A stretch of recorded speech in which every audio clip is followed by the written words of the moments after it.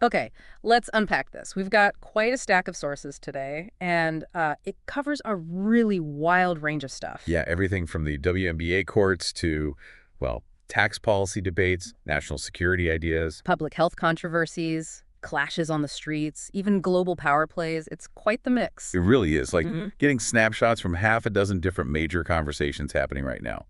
Sports, economics, defense, health. Exactly.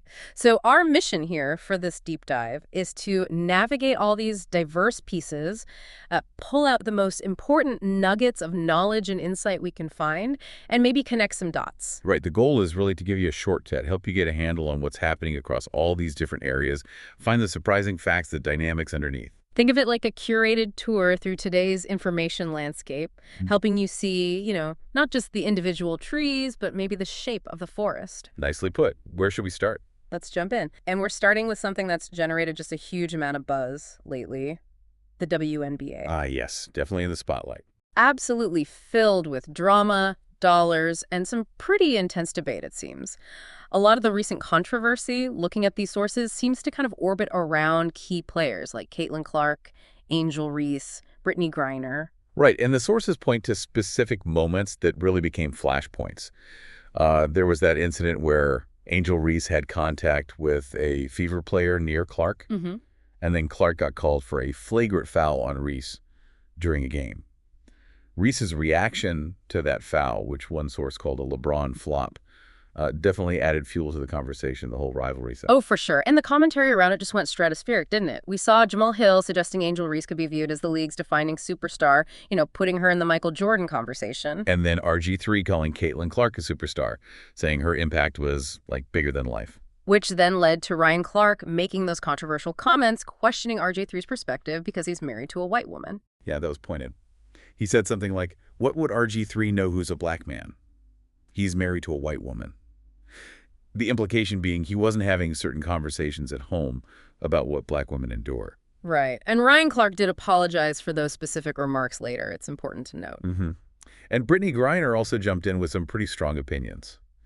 One source reports her allegedly using a derogatory phrase about crowd noise. Yeah, I saw that mentioned. And more broadly, she voiced, well, significant frustration about the whole atmosphere at games now, especially playing against Clark. She called it disruptive, felt people were just there watching on purpose, yelling crazy shit. Putting unfair pressure on players, acting like games were just further entertainment. She called it pretty gross. Yeah, her point really was that the WNBA used to be completely different. A chill, quiet place, she said, with empty stands. You could apparently bring your laptop and relax. Imagine that. It really highlights how much the league's profile has just exploded. Totally. She also mentioned seeing a guy with his daughter yelling something. She wasn't sure if it was about her play or, as she put it, some light racism. And beyond these specific quotes, the sources dig into sort of deeper debates, right? There are these accusations floating around that some players are showing maybe entitlement or a lack of humility, not just confidence. Right. That viewpoint argues that, look, professionalism is crucial if you want to grow the league and bring in more fans. And the financial reality is stark. The WNBA reportedly loses tens of millions every year. So generating interest, actual growth, that's critical. Absolutely critical. And that's where the whole Caitlin Clark debate gets really intense. One perspective is, look, her arrival is the catalyst for all this new viewership. Some even float this idea of her being like the Jackie Robinson of the WNBA. Not racially, obviously, but as the first sort of white superstar at this level to bring in massive mainstream attention. New eyeballs. But there's strong pushback to that idea. The counter-argument goes, well, hang on, Diana Taurasi was already that superstar years ago, but nobody cared back then. They call it pre-feminism. So that perspective suggests the intense focus on Clark now is less about her specifically and more a result of, well, feminist narratives being pushed, as one source put it, down her throat. Yeah, it's complex. And the stats get thrown in, too. Angel Reese's field goal percentage was highlighted, noting a low point in one game, though her close-range percentage is better.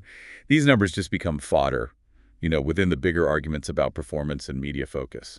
So the real nugget here, I think, is that these WNBA controversies, they aren't just about fouls or trash talk, are they? No, not at all. They seem symptomatic of these deeper tensions bubbling up about race, the changing media landscape, how players handle sudden fame, and the league's struggle for financial stability kind of colliding head-on with this rapid growth and intense public scrutiny. Yeah, it shows how quickly sports can become a stage for these broader societal debates, especially when a new level of attention hits. It's a really complex mix of sports, culture, and just the business side of pro leagues. Definitely. Okay, let's shift gears pretty significantly now. Moving from the basketball court to Capitol Hill and the whole political economic landscape. A major topic in the sources is this proposed legislation being called the One Big Beautiful Bill. Right, this bill. Based on the summary from a House committee document we saw, it's presented as this big package covering tax policy, some social programs, business incentives, even touches on national security funding. The core takeaway seems to be pretty significant long-term changes to the tax code. That's the centerpiece, yeah. Yeah. For individuals, the key nugget seems to be making those lower tax rates and the doubled standard deduction from the 2017 Tax Cuts and Jobs Act permanent.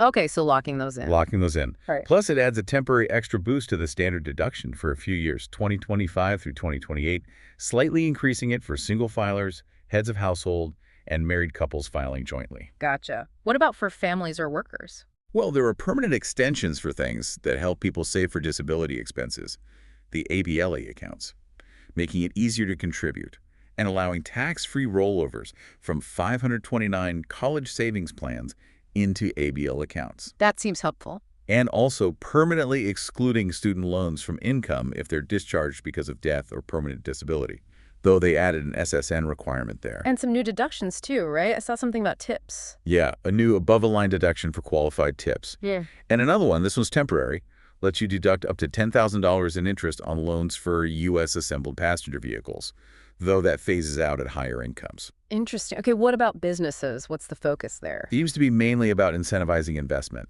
A big one is letting businesses immediately deduct their domestic R&D expenses for a few years, from 2025 to 2029. Instead of amortizing them over time. Exactly. It also temporarily changes how businesses calculate their interest deduction using EBITDA instead of EBIT for a few years. And it permanently broadens the definition of motor vehicles for floor plan financing to include things like trailers and campers. Right. And more on the business side. Yeah, they're also making permanent increases to deductions related to foreign income FDII and GILTI deductions go up. Right. And they're significantly boosting the maximum amount businesses can immediately expense for equipment under Section 179, raising the cap to $2.5 million. That's a big jump. It is. And adjusting it for inflation after 2025. Okay, what about administrative stuff? Reporting. A key one, especially for anyone in the gig economy or using payment platforms, is that it repeals that recent change that dramatically lowered the 1099K reporting threshold. Ah, the $600 one. Exactly. It sets it back to the old $20,000 in payments for 200 transactions threshold. And the general threshold for reporting other payments, like for services, also gets increased to $2,000. That'll affect a lot of people. Anything else stand out? Well, there's some unique items.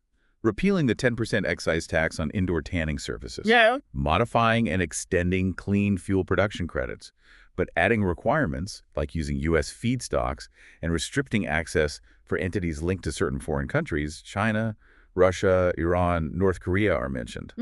Tying energy policy to geopolitics. Seems like it. And there's a provision expanding the definition of rural emergency hospitals under Medicare to help keep some closed hospitals potentially viable. Trying to help rural healthcare access. And what about the elephant in the room? The debt limit. Yeah, that's in there too.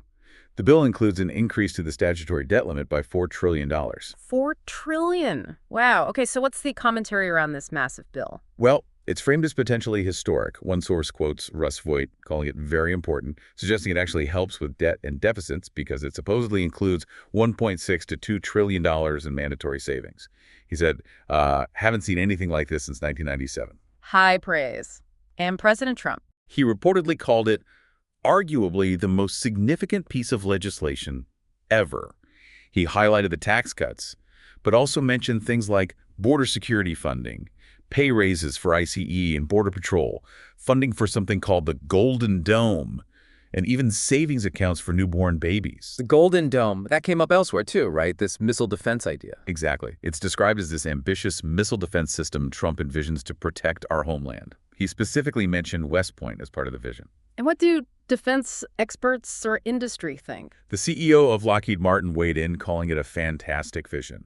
The idea is to defend against everything: drones, cruise missiles, hypersonic, ballistic attacks. Sounds expensive. Hugely. Cost estimates mentioned start around $157 billion just for design and could potentially soar past $800 billion over 20 years. Wow. And the discussion also touches on the challenges of actually building something like that, right? Yeah, drawing comparisons to the F-35 program's complexity and cost overruns. It suggests maybe a new procurement model is needed, bringing in not just the usual defense giants, but also big tech companies like Microsoft, NVIDIA, Meta, plus startups. So the core insight from this section seems to be this major legislative push aiming for significant long-term tax cuts for almost everyone, businesses included, bundled with other targeted spending and policy shifts. Right, it reflects a very specific economic philosophy to stimulate growth via tax cuts and includes these massive, potentially very costly deferral projects. And for you, the listener, the nugget here is understanding that major, potentially complex changes to the tax landscape could be coming. Changes designed to shape everything from your personal finances to business investment decisions and, well, national security spending priorities. And these changes obviously come with very different views on whether they'll work, what the downsides are, and if they're even practical. Okay, let's move from those national security visions to more internal security challenges. The sources explore law enforcement actions and urban crime issues that seem to be hitting cities pretty hard. Yeah, one striking report details recent ICE raids on some luxury homes out in Los Angeles. Luxury homes. Apparently, the target was Armenian organized crime, allegedly with ties to the Russian mafia. And the list of alleged crimes is long. Kidnapping, fraud, massive cargo theft, stealing something like $83 million worth of Amazon products. $83 million, wow. Attempted murder, credit card fraud, just a whole range of serious stuff. And there was an immigration angle, too. Yes, the sources specifically mentioned that the suspects were reportedly in the U.S. on fraudulent immigration papers, trying to claim asylum benefits they weren't actually eligible for. 13 people arrested, cash and firearms seized. And there was a comment that these kinds of busts are seen as easier under the Trump administration. That comment was included, yes. It connects to this broader strategy reportedly discussed by Trump border czar called Flood the Zone. Flood the zone. What does that mean? It's presented as a direct response to sanctuary cities.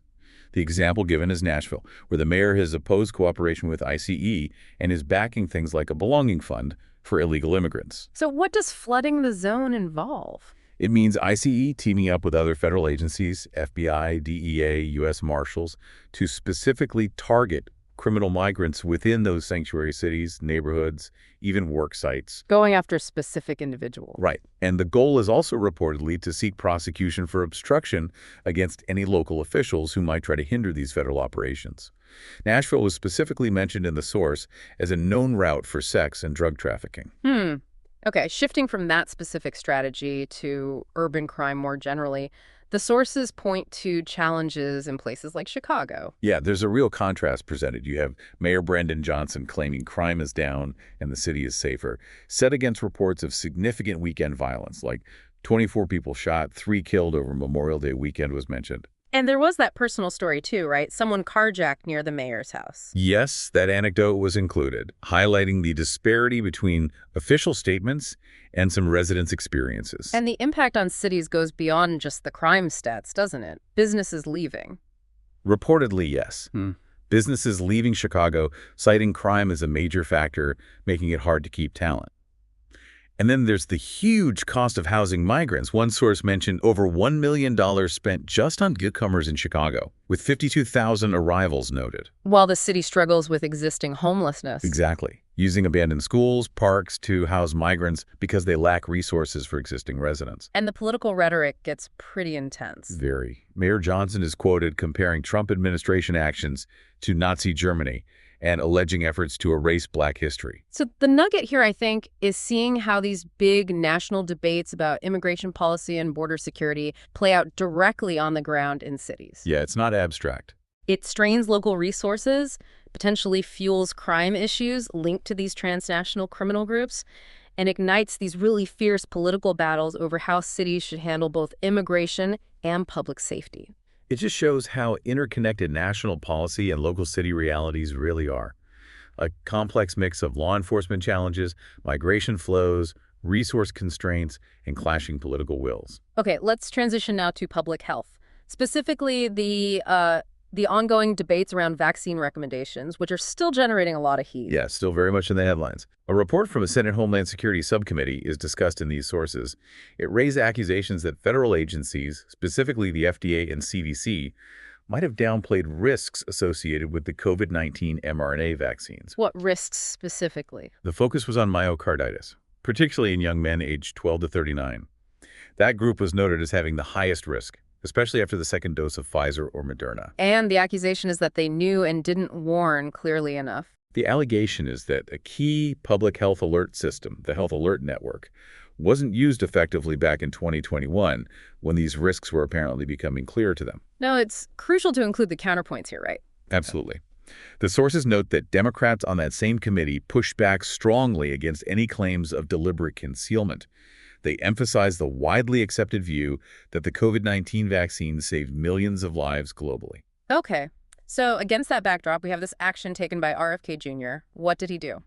He reportedly removed the COVID-19 shot from the standard vaccine recommendation schedule, specifically for healthy children and pregnant women. Removed it from the recommended schedule, not banned it. Exactly. Not banned, just no longer part of the standard recommendation for those groups. And this announcement was apparently made alongside the NIH chief and the FDA commissioner. And this move got some praise. Yeah, from some quarters. Congressman Thomas Massie, for instance, called it a great first step. He believes it will spare millions from potential side effects, and made a strong statement alleging the CDC and FDA acted basically as marketing agents for vaccine makers, ignoring science. Strong words. So what's the core debate around RFK Jr.'s action? What are the arguments for and against? Well, arguments supporting it often point out that some European countries, like Finland and Sweden, already stopped recommending the shot for healthy young people quite a while ago. So there's some international precedent. Right. And again, they stress it's not a ban, just removing it from the standard schedule. This matters partly because being on the schedule can affect liability protection for the manufacturers. The liability shield. Exactly. And a key argument is simply risk-benefit. Healthy children face a statistically very, very low risk of serious COVID illness. One source described the likelihood as so close to zero. So the principle invoked is, why recommend a medical treatment, even one with small risks, if it's not medically necessary for that group? Okay, what about the arguments opposing the move? They often start by questioning RFK Jr.'s credentials, arguing he's not a public health expert, and this decision is based on ideology, not science. There are also concerns about bypassing the usual CDC advisory process, the meetings, the votes. Skipping the standard procedure. Right. Opponents also argue the vaccine still offers benefits, like protection against long COVID, mentioning things like brain fog, fatigue. And they argue vaccinating kids helps protect vulnerable family members, like grandparents, by reducing transmission. But the sources also mention that long COVID itself is still debated scientifically, right? Right. And the effectiveness numbers. Yes, exactly. The sources note that claims about long COVID prevalence and severity, and even the specific vaccine effectiveness numbers cited, like preventing 40% of ER visits, are still areas of significant scientific discussion and disagreement. It's not fully settled science. So the takeaway here seems to be this really deep division still in public health circles about these COVID vaccine recommendations, especially for lower risk groups like healthy kids. Yeah, it highlights this ongoing tension between official guidelines, the evolving science, how different people assess risk, and fundamental disagreements about the government's role in health messaging. It really asks you, the listener, to think about how you weigh all these factors: official advice, scientific debate, personal risk assessment when making health decisions for yourself or your family. It's a tough balancing act. Definitely. Okay, let's shift our focus outward now from internal health debates to international relations. Let's look at global dynamics with a particular focus on China's growing presence and actions. Right. The sources really paint a picture of China's rapid military expansion described as the most rapid since World War II. And its actions in the Indo-Pacific are seen as increasingly assertive. Any specific examples? Yeah, one mentioned was the provocative sailing of Chinese warships near Australia earlier this year. They actually conducted live-fire drills in international waters quite close to Australia How is that interpreted? as a deliberate aggressive show of force by Beijing, explicitly sending a clear message to Australia. And what's kind of wild, according to one source, is that Australia apparently only found out about these drills because a commercial pilot from Virgin Airlines overheard radio traffic about it. Wow, that's surprising. And China's using economic influence, too. Yes, often described as the carrots alongside the military stick. Using money and influence in the South Pacific, essentially buying plenty of friendship, as one source put it. Tonga was mentioned as an example, becoming quite dependent on Chinese infrastructure projects. So how did the sources frame China's overall intentions? Is it seen as a threat? Well, there are differing views presented. One perspective definitely sees China's rise as a threat, pointing to the military buildup and what they see as intimidating actions. And the other view? The contrasting argument is that China's rise has actually been unprecedentedly peaceful. This viewpoint suggests that just because China is strong militarily doesn't automatically mean it's aiming for global dominance or hegemony. They argue there's no proof of that. Right.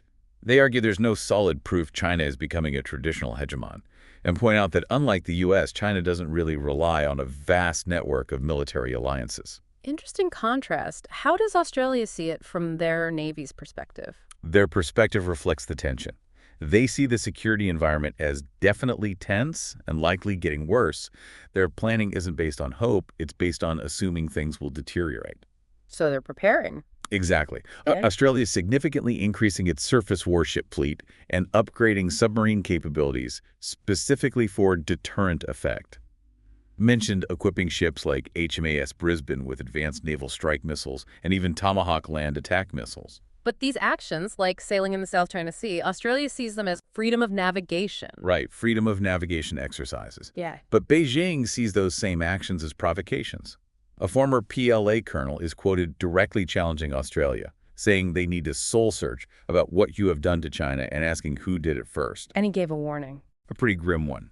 He argued that if a conflict actually happened, Australia would likely lose because it just doesn't have enough aircraft and ships compared to China's growing power, and the fact China would be fighting on its home turf, essentially. And briefly, there was something about tariffs, too, related to international tensions. Yeah, just a quick mention that a federal court blocked President Trump's European tariffs, saying he exceeded his authority under a specific law, the IEPA. This ruling was apparently widely expected and is likely headed for appeal. Just another sign of ongoing trade friction. And Senator Kennedy had something to say about China, too. Yes, expressing concern about students sent from China to the U.S., alleging the Chinese Communist Party sends them not just to learn, but to rob the law and threaten our national security. He claimed they hate America and questioned university screening processes. Okay, so the nugget here seems to be that China's growing power is creating really significant global tension and very different interpretations. While some see a peaceful rise, the military actions and economic plays in the Indo-Pacific are clearly driving strategic responses from countries like Australia. Yeah, it forces us to think about how these differing cultural views on national interest, military power, and history shape what's happening on the world stage and create potential flashpoints. It's this complex dance, isn't it, between economic power, military posturing, and just fundamentally different geopolitical viewpoints. Absolutely. Okay, let's turn our attention inward again, looking at some societal clashes and issues around free expression that seem to be causing real friction within communities. Right, there's a specific incident in Seattle highlighted in the sources. It involved a Christian worship event being held in a public park. What happened? According to a pastor who was there, their outreach event, which included things like giving free haircuts to kids, was met by a counter-protest involving, as he described it, hundreds of Antifa militants. And the allegations are pretty serious. Disturbing, yeah. The pastor claimed the counter-protesters threw water balloons that were actually filled with urine at the Christians. He also alleged they performed lewd sexual acts right in front of the children getting haircuts, and that several police officers ended up hospitalized during the confrontation. That's shocking if true. What was the response from city leaders? Well, this is where the differing perspectives really come in. The pastor called the counter-protesters petulant children, and grievance mongers, and felt they were being coddled and supported by Seattle politicians. So blaming the city leadership. Yes. And there was significant criticism aimed at Mayor Bruce Harrell's response. Some felt he was essentially blaming the Christian worshipers for provoking the confrontation. And he brought race into it. He allegedly did, yes. Reportedly claiming his critics were opposed to the idea that I am biracial. His statements were pretty harshly criticized in the source, called out of touch and a clown show. So this whole incident really highlights the tension between religious liberty, the right to hold a public worship event, And the right to protest, especially when those protests allegedly involve disruptive or even violent and lewd actions. It's noted that a later event held at City Hall reportedly saw a diverse crowd turn out to support the Christians. So the nugget of insight here is really about what happens when these rights collide in public spaces, isn't it? When groups with fundamentally opposing views may be using vastly different tactics, especially if alleged violence or disturbing behavior is involved, try to occupy the same space. Yeah, it really challenges communities and local leaders. How do you navigate the lines between freedom of speech, freedom of assembly, and just maintaining basic public order and safety? It forces a hard look at how cities are equipped, really not equipped, to handle these really volatile confrontations. It's a pretty stark example of how deeply divided perspectives can just physically manifest in our shared public spaces. Okay, circling back one more time to government matters. Let's look at discussions around efficiency, accountability, and maybe shifting priorities within federal agencies. Right. The sources mention findings from the Small Business Administration, the SBA.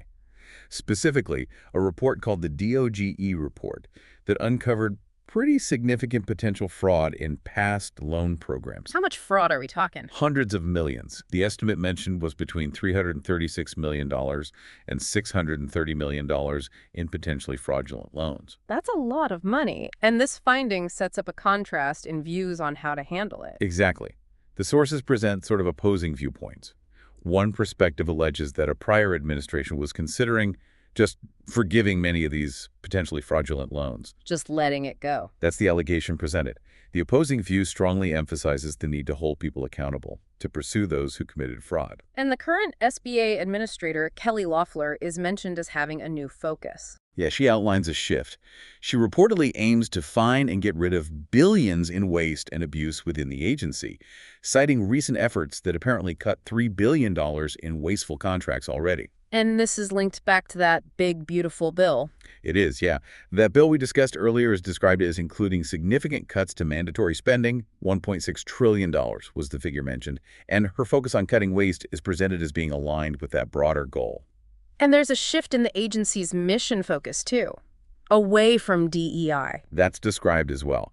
A change in emphasis away from diversity, equity, and inclusion initiatives, and refocusing the primary mission back toward supporting Main Street small businesses. And what do small businesses reportedly want, according to this perspective? The perspective offered is that they want permanent tax cuts, access to a skilled workforce, and less regulation. These points are explicitly framed in one source as the entire Trump agenda for pro-growth initiatives. So the nugget here seems to be that even within a specific government agency like the SBA, which is supposed to help small businesses, there are these significant debates playing out. Debates over priorities, how strictly to enforce accountability for fraud, and fundamentally different ideas about the best way to foster economic growth. Right. It reveals this tension between different philosophies of government's role.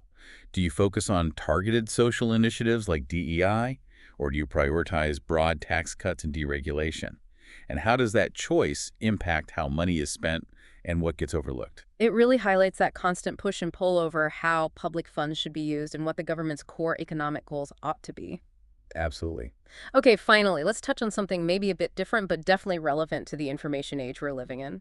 AI avatars. Ah, yes. The deepfakes and beyond. Ah. The sources explore the growing capabilities of AI to generate video content just from text prompts, or even from an existing audio recording of someone. And the audio upload makes it better. Apparently, yes. Uploading audio allows the AI to capture more of the person's natural emotive intonation, making the resulting video avatar seem more realistic than one generated purely from text. And how realistic are we talking? This is the fascinating part. Audience testing was mentioned, and it reportedly showed basically a 50-50 split. People shown videos couldn't reliably tell if they were watching a real person or an AI-generated avatar. It was essentially a coin flip. 50-50? That's Yeah. Startlingly good, or maybe startlingly concerning. What are the potential uses mentioned? Well, things like creating training content more easily, generating routine utility videos featuring CEOs or other company talent without them having to actually film it every time. And there's a prediction that we could see realistic, real-time conversations with AI avatars within just the next 2 to 3 years. Real-time conversations, wow. But there are still limitations. Oh, yeah. Mention things like getting the lip sync perfectly right is still tricky for AI, and capturing all the subtle nonverbal cues of human communication isn't quite there yet. So the nugget here is that this AI tech is advancing incredibly quickly. It's creating these highly realistic digital versions of people that are already, apparently, very hard to distinguish from the real thing. Yeah, it has immediate potential uses for sure in training media production. But also throws up huge questions, doesn't it? About authenticity, trust online, how we're going to verify information, or even know if we're interacting with a real person in digital spaces down the line. That 50-50 test result is a pretty stark indicator of how fast this is changing and the challenges it poses. It really is a glimpse into a future where that line between what's real and what's generated just gets blurrier and blurrier. Definitely something to keep an eye on. So after all that, what does this all mean? We've really navigated a sea of information today, haven't we? From the controversies simmering in the WNBA to the fine print of proposed tax laws. The complex challenges facing our cities, those intense debates over public health guidance, global power plays, friction points in society. Arguments about government efficiency, and even peering into the future of AI media. It's been a lot. It has, and we pulled out these nuggets along the way, trying to reveal some of the underlying dynamics, different approaches to economic policy, geopolitical strategies clashing, conflicting views on health risks, societal tensions, debates about spending, the sheer impact of new tech. Yeah, these sources really just give us snapshots, don't they, of these incredibly complex, often overlapping issues. And each issue is viewed through such different lenses by the people talking about them. It shows that so many of the major conversations happening right now, regardless of this specific topic, seem to involve these really fundamental disagreements. Disagreements over priorities, over how we assess risk, over rights, sometimes even over the basic nature of truth itself. Here's where it gets really interesting then. Given just the sheer volume of information swirling around us every day, the speed things change, and seeing all these conflicting perspectives laid out across such different topics like we just did, what does it actually take for you, the listener, to feel truly well-informed in today's world? That's a big question. It is, and it's something worth mulling over.